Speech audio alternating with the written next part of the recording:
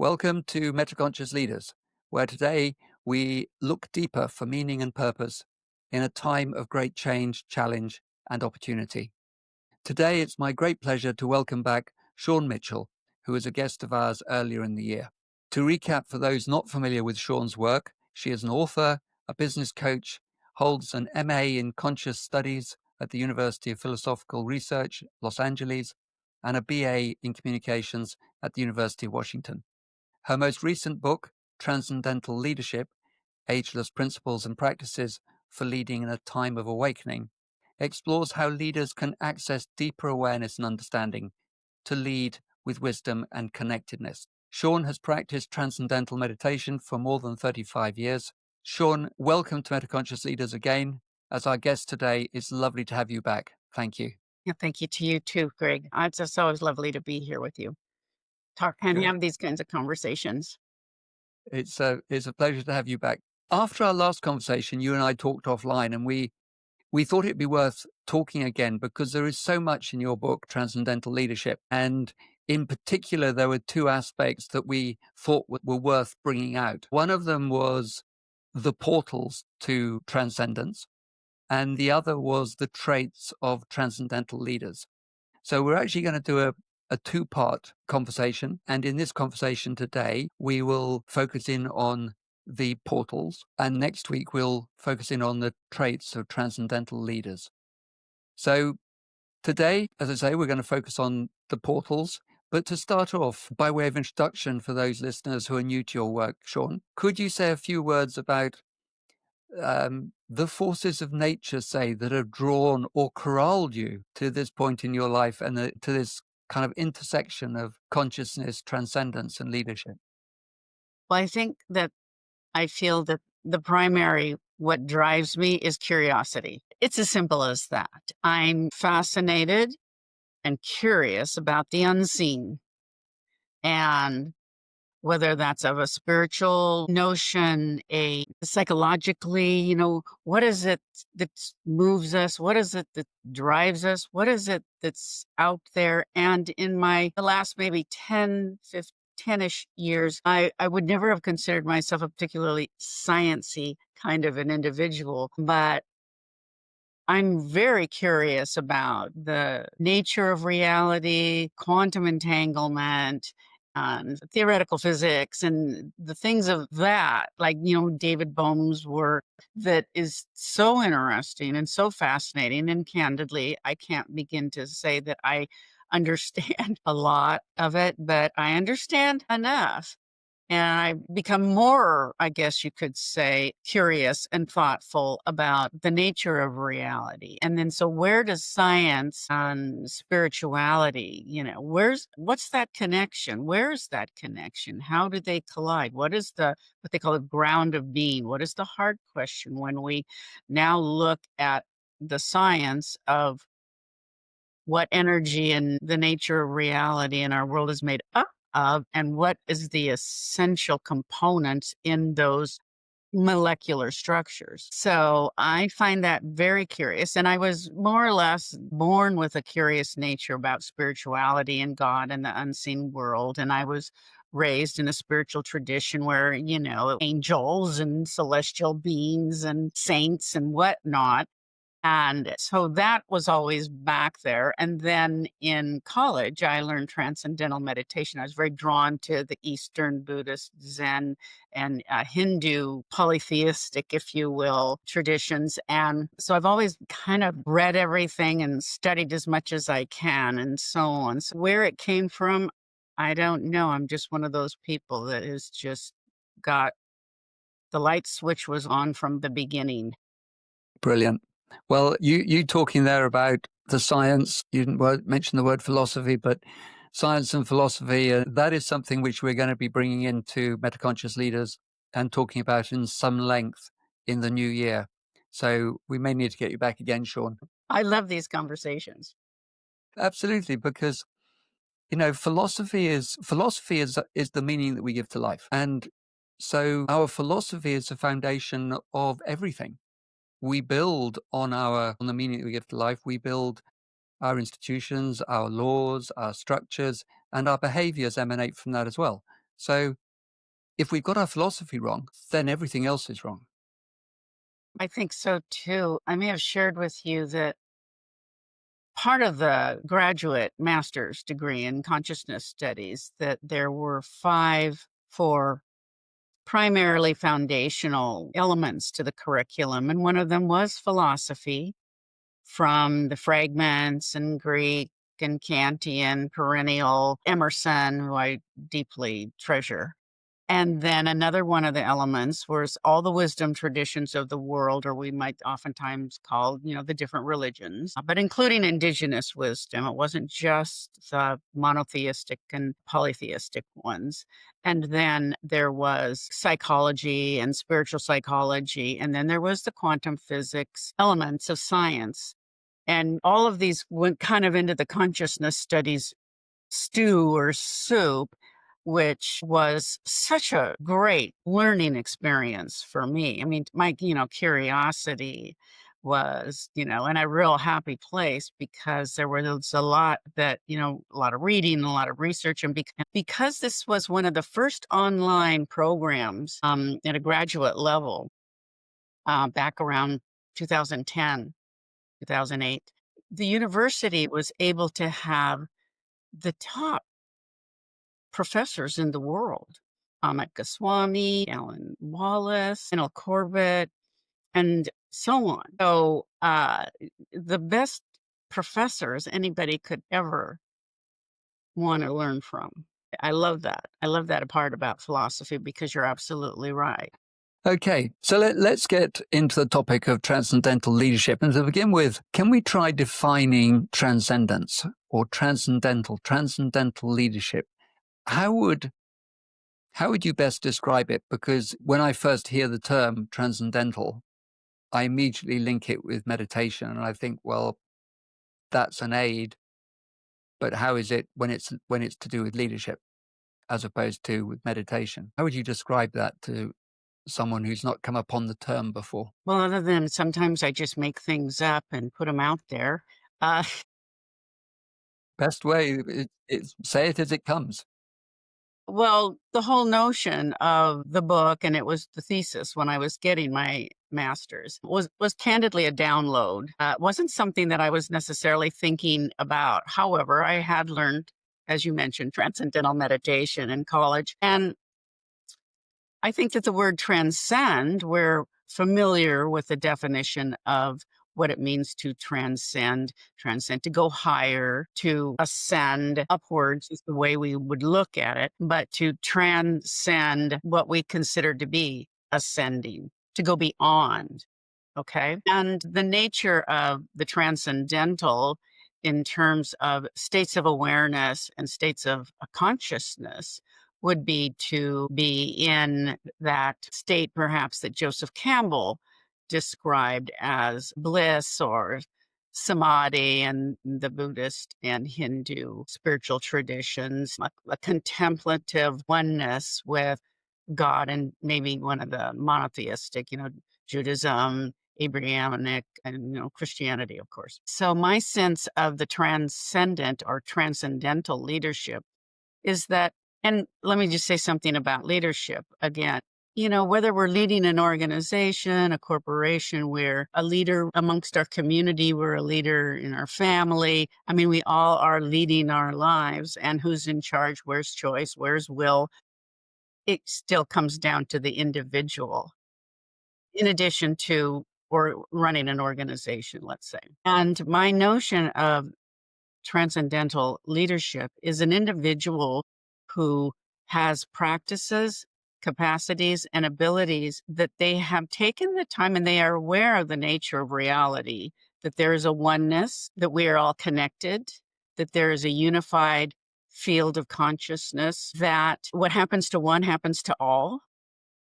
And in higher states of transcendental awareness, let's call it, one truly feels there's an embodiment of that experience that occurs. Edgar Mitchell says some wonderful things on his trip back from having been on the moon about looking down at Earth and just having that samadhi experience that we're one with everything. And this is a sciencey MIT guy.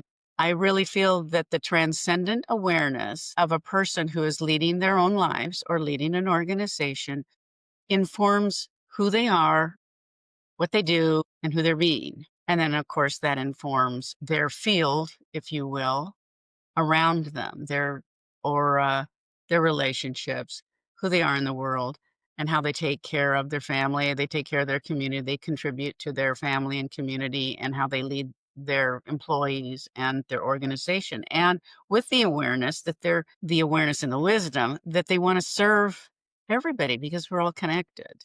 So that's where it all kind of came from. Yeah. And in terms of transcendental leadership as distinct from other models, so I'm thinking of transformational leadership or servant leadership or mindfulness based leadership. It's kind of along similar lines, but more of an emphasis on the awareness of oneness and that of reality as it is fundamentally, the fundamental reality, the background reality within which the servanting, the mindfulness, the transformation happens. Is that a And fair I would summary of agree. that? I would agree. The one element that I feel overlays maybe the transcendental leadership is you could call transpersonal leadership as well is, and I'm going to call it a spiritual component. And I try to personalize these things, so I'm not saying you this, you that, people out there, and so on. But in Shawne's practices, it informs who I'm being, and my being informs my doing. Certainly, conscious leadership. I feel like conscious leadership sometimes is a little sometimes, not entirely. Everybody's different, and how they define what conscious leadership is often more projected outward as let's be conscious about the planet. Well, yes, of course. Let's be conscious about the well-being of the people in my organization. Yes, yes, of course. But sometimes it isn't about their own personal state of consciousness so much. And right now, as we're well aware, that the leadership that we're dealing with in quite a bit of the world is transactional.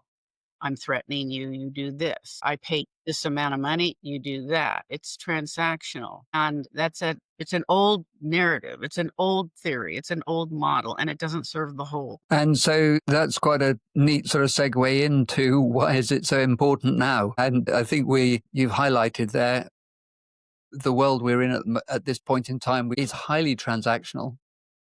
And perhaps its time has come because as we become increasingly volatile, or the world becomes increasingly volatile, unpredictable, complex, and ambiguous, the VUCA acronym, and technology, as you say, is developing at warp speed. Transcendental leadership offers us access to higher levels of wisdom, awareness, to kind of maintain balance and a true perspective of what is real and what is fundamental. So as to be able to lead from a place of presence and connectedness and wisdom rather than being buffeted by the tsunami of developments and activities and transactions and all of that. Does that chime? Absolutely. I will add that most everyone I feel is, they don't have the time sometimes to work on kinds of, let's call them practices, or I call them portals, work on these ways of accessing higher slash transcendent states of awareness. They are in survival mode right now, right? And you and I are speaking, and we're fairly comfortable, let's say, but there's just billions on the planet who are deeply suffering and in chaotic circumstances, so in survival that the notion of working on a practice for a higher state of consciousness just isn't like when. So I really want to be compassionate and aware that we're blessed to be able to even have the kinds of conversations about accessing portals, accessing practices, accessing doorways, and when they call it a practice, because that's often usually what it takes. These things don't just happen overnight. They can. A near-death experience can do that, and that can be an overnight sort of thing. But otherwise, they call it a practice because you need to practice at it, and it's often usually slower because we like things to happen quickly. You know, it's a practice. Yeah. And what are the risks, Shawne, do you think, of not moving in this direction, not evolving in this way? Suffering, more chaos. So let's get to the portals then and start again with a definition, please. What is a portal? Well, I like to use the term portal because, I don't know, it just feels like an opening, a doorway, a path towards a greater state of transcendence. And before we begin, I do want to say that when I wrote these, little shout out to Peter Russell, who worked with me, we wanted to try to bring these portals to approximately 10 for the sake of the book. And so they're, sort of overreaching and have subsets, if you will, of elements underneath each one. For instance, meditation and contemplative practices. And then, of course, we know that there's lots of different kinds of meditations and lots of different kinds of contemplative practices that would be under the umbrella of meditation and contemplative practices. But I also want to say that trying to think of the appropriate word here, to someone who has been doing these portals and practices for some time, you don't need any of it. Say It's more? access to states of consciousness that are transcendent in their capacity for greater awareness, alignment with God, source, bliss, can be done whenever anybody really wants to take those blessed moments. I call them the holy moment. However, that takes practice and an awareness that it's doable. I mean, we're familiar with many stories of wonderful, say saints or avatars or great masters or gurus who, in a moment, they're in a transcendent Zen state, let's call it, for the most of us. If we hone in on a certain portal/practice and we give it some muscle, work on it, make it daily, make it frequent, we'll ratchet up, if you will, our capacity to access. So, for instance, you're learning to surf. Well, that's not an overnight thing. But at a certain point, if you're a good surfer, and I'm sure you've seen those little videos on wherever, Facebook and TikTok and this and that, where surfers, in the tunnel, they call it the green room. And it's just like, that's a state of bliss, one with nature, one with the elements, are so time stops. They're so attuned that they're not having really even to think about how good they're surfing because they've become one with the whole thing. Yeah. Yeah. So I'm only using that as an example, and then I use the example of these portals because I also feel that different times in our lives, we may have one or a different one of them be feeling more resonant, more accessible, and more attuned for us than maybe at other times. And an example of that is when I was young and very, very, very athletic. I rode horses and I was a water skier and a snow skier. And I can tell you about bliss out moments. And I would call those a combination of the movement, one of the portals I call movement, and nature. And I was good enough that I could bliss out and my body knew what to do. And I was one with the horse, or I was one on the snow, or I was one in the water. I'm older now and I don't have quite the same capacity. So, what's morphed in a sense for me is I still have been meditating for many, many, many years. But another portal is what I call inspired writings. And when I read Emerson, or I might be reading the Gita, or I might be reading something by Eckhart Tolle, or one of the books by Paul Selig, who is a channeler that I find quite nice. I will have moments where I can almost feel choky uppy. Oh, I've taken recently a deep dive into C.S. Lewis. Who would have thought? My Yeah. goodness. He's hanging out with Tolkien and B.D. Griffiths and Oxford. I had no idea. I had no idea. So inspired writing, to get back on track, is one of my more current ones. And also, I would say relationship. My sons, I get choked up. I just think about them and I'm like so sappy.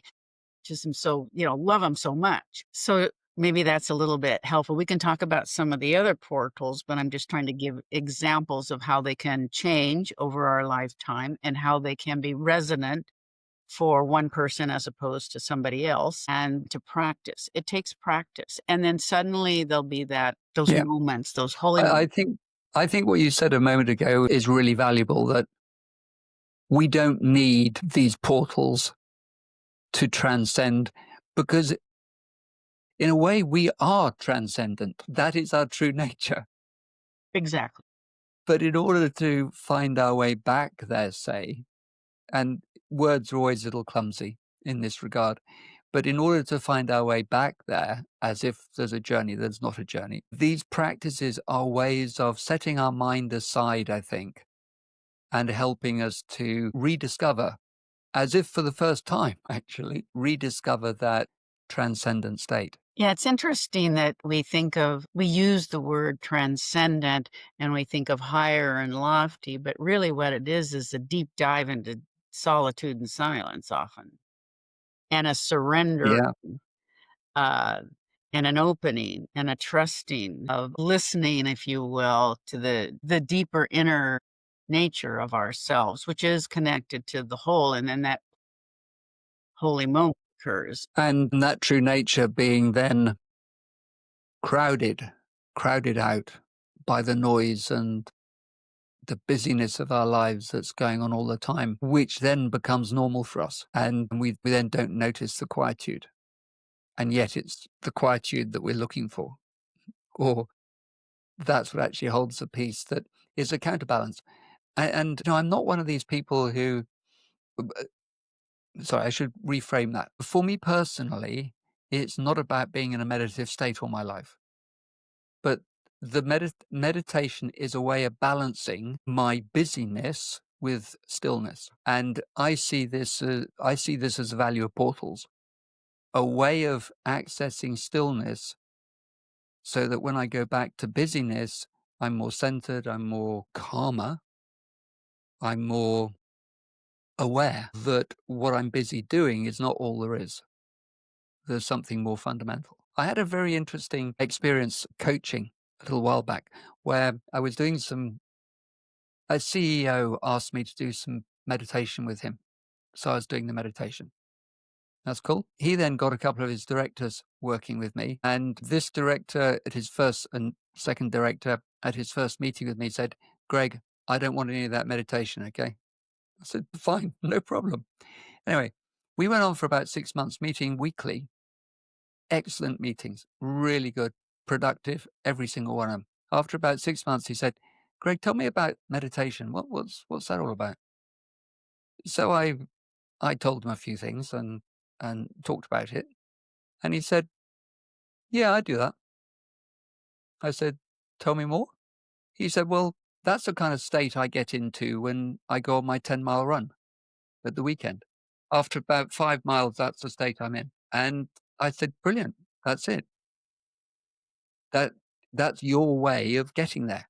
And it's not a problem. And in your terms, that's a portal. That's a portal of movement for him. Not for everyone, but for him, that was his gateway." Yeah.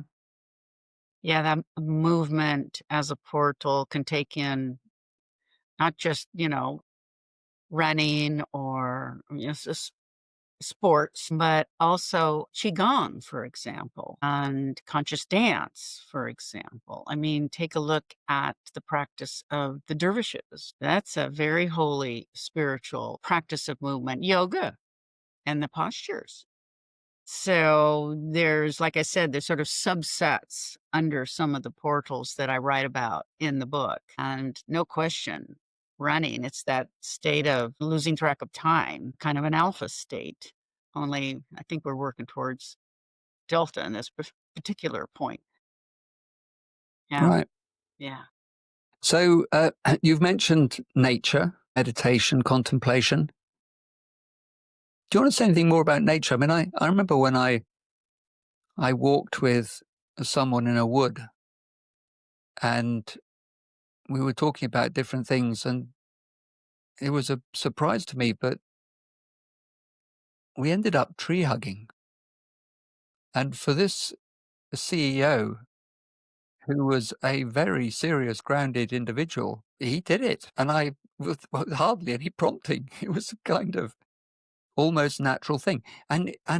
What struck me was that when we get into the natural environment and outside of the built environment, the human construction, everything changes. Our our parameters change. We're in a the words aren't coming to me. The change of environment changes our entire perception of what's real. Yeah, another way I guess I might help put it is that, no pun intended, but it's the energy field that is even, the non-sciencey person here, the molecular quality, if you will, the forest, the grass, the earth, they tell us when you're feeling really challenged, take your shoes off and go out and get your feet in the dirt and the grass.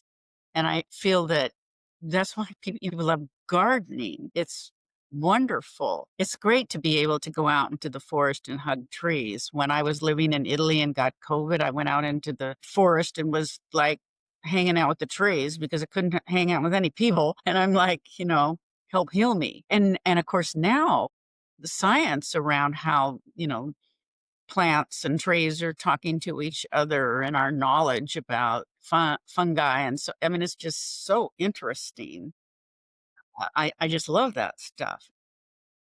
I think it's wonderful to learn more about it, but our planet is this living, breathing thing that has its own molecular energy field and qualities that we tap into, and they're so healing. And I also love the whole thing with, with the animal world and how much we're learning about our animal friends and the people who are whispering with the cats and the dogs and the horses and the bears and the lions and so on. I think it's brilliant and wonderful.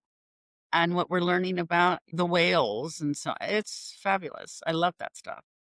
Really important. So, yes, nature is such a natural one, and I don't think there's a person on the planet who doesn't, when they get out there and really have some settling moments, engaged in the garden, engaged in being on the water or with the trees or however you might work for you, doesn't feel the energy of that field of molecular structure. And it's back to the unity, and it's back to love, and it's back to connection. Beautifully put. Beautifully put. Okay, so you've talked about nature, meditation and contemplation, movement. What about creativity? You took the word out of my mouth. I wanted to talk about that. Yeah, creativity. Well, I mean, that's sort of obvious too, right? When we think of music and we think of art and writing, I mean, sometimes where does that brilliance come from? I mean, those are special moments and people who have some kind of, let's call it, otherworldly connection, whereas a child prodigy or that kind of thing. But musically, jam sessions, how does that come together? Great. Yeah. I mean, the spectrum of music, painting, art, and that's another one of those areas where we lose track of time. If you're one of those kinds of people who can get into it and you love it and you just immerse yourself in it and you lose track of time, that's one of those, what sort of, gosh, it's like you're there when you start to lose track of time. Yeah. That's a benchmark. That's the word I was thinking of. And something that comes to mind here is it's not about being good at it, is it? And it reminds me of the thing that was written on Mother Teresa's wall, which was, it's not the doing that counts, it's the love in the doing that counts. And so when we're doing a creative piece, it's not so much how good is it, but it's our state in doing it. It's not just about music or pictures, and so it's cooking, isn't it? Yeah. It's anything that we create, that we bring together. The a special thing about cooking, of course, is that invariably it's not just for self, it's for others. And there's a collective and a unity aspect to that. Yeah. Yeah. Yeah, I always kind of ruffles my feathers when, uh, in terms of art, in a sense, or areas of creativity, like, well, who's to say that's good? Who's judging that? Especially, I can remember one time one of my sons, when he was little and in elementary school, and he came home one day and said that the teacher said that he wasn't creative or something in some project. Well, you don't poke the mother bear, right? Yeah. Now I had to have a conversation with that teacher. Like, who are you to say? He said, the teacher said, well, you're right. He actually agreed, and apologized to my sons, which was kind of nice when, your kid's like 9 years old and they're really affected by a teacher who says you're not creative. And I'm like, what, who are you to say that? So, yeah, although, we all feel like what might taste good in terms of food and cooking. And creativity as well, I think, comes into leadership, comes into business. Everything that we do in business is not everything that we do, but a huge amount of what we do is creative. Business is, there's so much of it is around problem solving and so forth. And what is that if it's not creating solutions? And it makes me think that, um, just as you have musicians and poets who are kind of, drawing through inspiration. Listen to people like Paul McCartney and many musicians, composers, and they will say that they just have this song arrive in their head and they got to get it down. And where did it come from? There was no work about it. They just had it in their head. It arrived, got to get it down. And I think that I can think of business people as being a little like musicians and different sorts of musicians. So you can have business people who are solo artists. They're standalone entrepreneurs. They up there on the big stage. You can have session musicians, and you can have they're like directors who are really good at their work, brilliant at their work, but they're not out there writing their own stuff, but they're helping someone who's out there on the big stage play the music. So they're an essential part of the creative process, but they're different. And then you've got the busking musicians and you've got the busking entrepreneurs. And it's not that they are not good at what they do. It's just different. It's a different context. It's not as big, the stage is not as big, but it's an essential part of the community.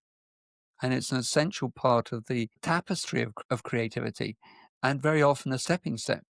So creativity appears in multitude of ways, doesn't it? And indeed, you can probably then go to the point of saying, well, everything is creative. So it's another portal. Yeah, it's a good one. And you're absolutely right. There's such a spectrum to it, right? And we can't help, first of all, but be creative beings, like what you just said a second ago. We can't help ourselves. We're evolving, growing, creating. The world is evolving, creating, growing. So we can't not be evolving and creating in a way. But again, when we go deeper, that's when those quiet, sometimes unexpected, out of the box ideas will come to us. And thinking on your feet kind of thing. And part of that, which kind of falls into the traits, but you get some muscle around the trait of deep listening. And the deep listening is not only just deep listening to, let's say, your board or your team and all the ideas coming from the individuals around the table, but it's also deep listening within oneself, where there's an aspect of surrender when that, again, out of the box, unexpected, light bulb idea surfaces and kind of comes on up. And you're right, like Paul McCartney as an example, and a few other people I could mention who, you know, long time transcendental meditation practitioners, not what's that expression, they're not a one hit wonder. The creativity continues to flow years and years and years. So the notion of connecting to that field of wisdom is, kind of an exciting notion. Yeah. And I also remember Paul McCartney on Chat Show.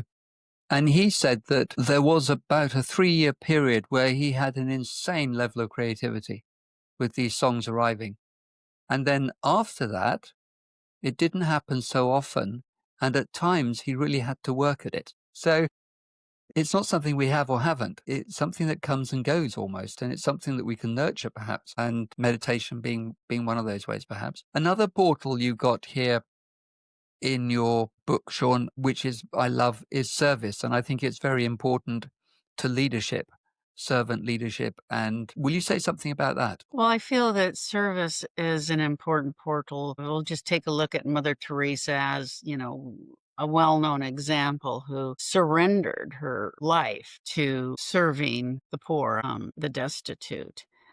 So individuals who run nonprofit organizations in order to truly serve the whole, and the one-on-one when we serve some homeless person on the street, I mean, it can go from the spectrum of that kind of an example to running a nonprofit organization that serves a large number. How people in want to be delicate about this, people in politics and people in those huge leadership roles. When I think of some of the women, for example, who really have surrendered their lives to leading their country, like the president of Mexico and the former president of New Zealand and so on, these women have become really incredible icons of service and how they're doing, I hope, I think, what I see anyway, really wonderful jobs in their capacity as leaders of their countries.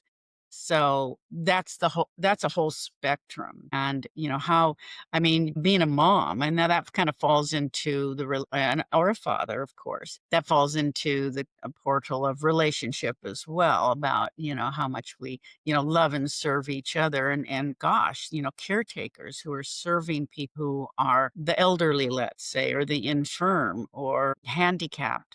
What is it about service that enables it to be a portal to what we're referring to as transcendence? Is it the surrender? It's got to do with, and these people, when people who are in these, let's just say, employed as serving the autistic or serving the handicapped or serving the elderly, they will, in interviews, say that they're the ones who are feeling a state of love and compassion that gives back more to them than they feel that they're giving to the other, like nurses and most doctors, at least certainly from the altruistic a place of most doctors and nurses. I guess that's how I would put that. There's a state of transcendence in giving their heart and love and care to someone else in need, and animals, And I'm correct. and the planet. Yeah. What about any others that you'd like to pick out that we haven't yet mentioned? I don't think you've said too much about Indigenous wisdom. Well, thank you. We're reading each other's minds. I use the word indigenous, but there's plant medicine. I mean, let's face it, people are using plant medicine, which is a broad spectrum of ways to access states of transcendence. Candidly, I don't feel that that is a wise long-term practice, but it certainly seems to be doing a lot of good for people who have suffered trauma. There's a lot Talking of psychedelics here, are you? Yes, yes. But the psychedelics of the plants as opposed to something that, we made in the garage with the science, with the chemistry set, because it is part of nature. And you do need to have people with you who, depending on what's happening, how much you're taking and so forth, you need to have people around you who know what they're doing, like dedicated shamans. But not just the plant medicine element of indigenous wisdom. There's rituals and chanting and a whole I'm going to say belief system of, the beloved respect for nature. And that's their holy religious spiritual tradition. So again, there's subsets of indigenous wisdom that can contribute to a person's states of transcendence and portals. Any others that you'd like to bring up that we haven't covered? I think the last one we should at least touch on, of course, is devotion. Yes. Because, and that almost explains itself if one is a path to be a Buddhist monk or takes a certain path that way in devotion, and maybe they're a householder and pray a lot, and they have a relationship with a what we might call a spiritual master, deity, something along those lines. That kind of devotion, and also devotion to your family, devotion to your partner, devotion to the planet. I mean, again, there's like a spectrum of where devotion, but it's a devotion of love, devotion of care, devotion of compassion, and devotion of surrender to a mm, yeah, the love of us. The love. It's love. Yeah. And there's almost an overlap there, isn't there, as you're talking between devotion and There's lots of overlaps here, and when we talk about traits, it'll be the same thing. Put traits into wisdom, awareness, and serving the whole, but when we get into the itemized traits, then they come totally overlap, no question. yeah, But the bottom yeah. line, I just wanna say, if we're kinda coming to a close here a little bit, is what you said earlier too, is that we become informed by these states of transcendence, which again informs our doing. It informs our being, kind of gets into the body of who we are mentally, spiritually, physically, and that translates into who we are in our doing in the world. And that's I guess really, where we connect the dots with all this. Okay. So for people who are thinking, okay, so one, which portal can I use or which portal can I become involved with, practice with, and also incorporate into daily life? I think a number of these portals can be adopted within our working day, can't they? I mean, a good number of them can be. Well, when I coach people, one of the things I do is we do a little bit of a kind of a review in the sense that, take a look at, what do I love? What resonates with me? And where in my world do I love losing track of time? So if someone is, losing track of time in meditation or nature. And it depends on how busy we are, depends on what, where we are in our lives. Are we a young person in school? Are we a householder? Are we retired? Are we, 9 to 5s? Gonna have to look for what resonates. So take one or two and give it a go. Because I think at first, if you look at the list, you'll easily discover, well, nature's a biggie just about for everybody, and love and compassion, if we can, that's a biggie too. So, it's the person who says, "Oh, I can't meditate, but I love running," like you were saying. So, Yeah. yeah. And once one's developed that muscle and become familiar with that state of mind, it's funny, isn't it? It's mindfulness, no, but it's not mindfulness, it's mind emptiness. When one becomes familiar with that mind emptiness state, then I think we can access that or be aware of it whilst we're in the midst of activity. And so we can be even in a stressful situation and bring our awareness to the stillness of our being while still being engaged in the transaction or whatever the drama is that we're having to face in the world outside. And it's that combination, that dance between the two, I think, that enables us to lead better and make better decisions and just live a wiser life.